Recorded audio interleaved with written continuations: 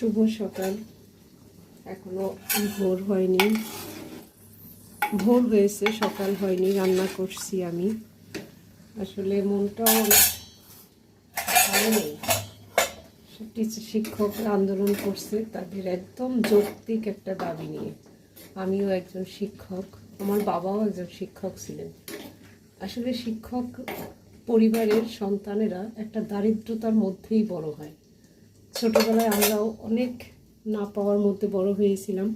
এটা হচ্ছে সিউইট, আমি এটা ডালে দিয়ে দিচ্ছি। কখনো মাসের 15 দিন পর কখনো ভালো মাছ মাংস এসব আমরা চোখে দেখিনি। সেই বেতন পেয়ে আমার বাবা ডাল চাল আর দুধ রোজ করা থাকতো। অন্তত পক্ষে না খেয়ে থাকবো না। ভালো পোশাক কখনো পরিনি, আর গহনা তো প্রশ্নই আসে না। আর এখন আমার সন্তানকেও কিন্তু তাই একটা ভালো জীবনযাপন আমি দিতে পারছি না।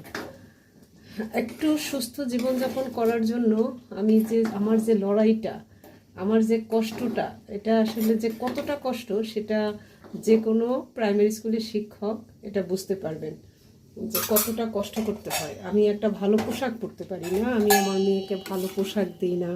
আমাদের সেই বিনোদনগুলোকে আমরা বিসর্জন দিয়ে খাবারে নিয়ে আসি সুস্থ থাকার জন্য।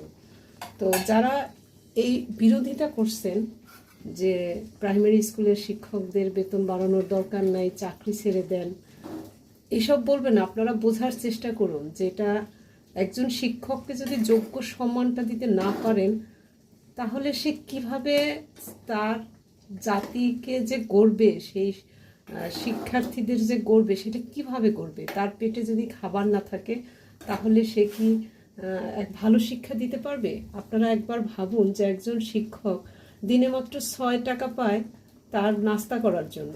সে কি করবে? একটা ডিমও তো কিনে খেতে পারবে না।